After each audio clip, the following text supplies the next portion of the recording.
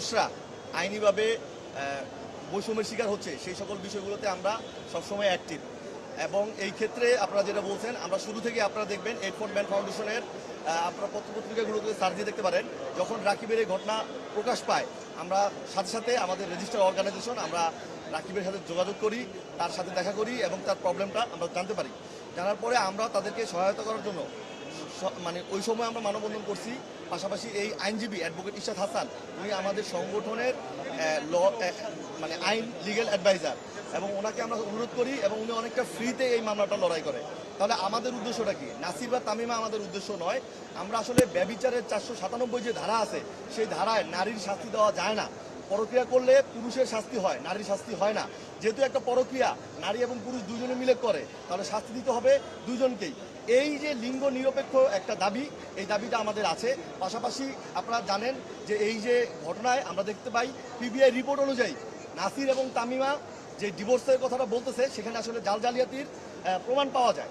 তো আমরা চাই যে এই যে অনেক প্রবাসীরা আমাদেরকে ফোন দেয়, আমাদের অর্গানাইজেশনের কাছে নক করে যে তাদের স্ত্রীরা পরিপূর্ণভাবে ডিভোর্স না দিয়ে অন্য পুরুষের সাথে পালিয়ে যাচ্ছে, বিয়ে করছে, যার কারণে তারা ন্যায় বিচার পাচ্ছে না। এখন প্রবাসীর মামলা করতে পারে না, তারা এই বিষয়গুলো বোঝে না। আমরা আজকের এই মানববন্ধনের অন্যতম উদ্দেশ্য হচ্ছে নাসির এবং তামিমাকে একটা দৃষ্টান্তমূলক শাস্তি দেওয়া গেলে অন্য প্রক্রিয়াকারী যারা মহিলারা যারা ডিভোর্স প্রপারলি দিচ্ছে না, স্বামীর টাকা আত্মসাৎ করছে, তাদেরকেও শাস্তির আওতায় আনার জন্য পুরুষরা মামলা করতে উৎসাহী হবে। পাশাপাশি দেশে একটা ন্যায় বিচার প্রতিষ্ঠা হবে এবং সরকারের কাছে আমাদের আবেদন হচ্ছে যে একটা লিঙ্গ নিরপেক্ষ আইনের মাধ্যমে নারী পুরুষ যেই অপরাধ করবে তাদেরকে সমানভাবে, লিঙ্গ বিবেচনা নয়, সমান শাস্তির আওতায় আনা হোক, এটা আমাদের দাবি।